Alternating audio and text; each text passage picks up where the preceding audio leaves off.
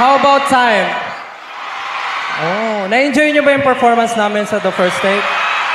Yeah, and to those na hindi pa napapanood yung performances namin sa The First Take, you can listen to our performance sa TFT YouTube channel.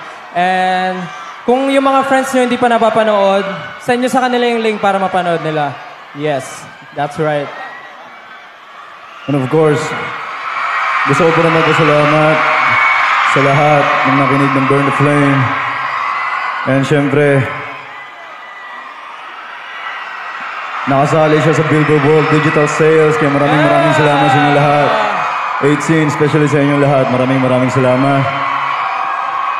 And of course, gusto niyo pa ba na isa? Of course.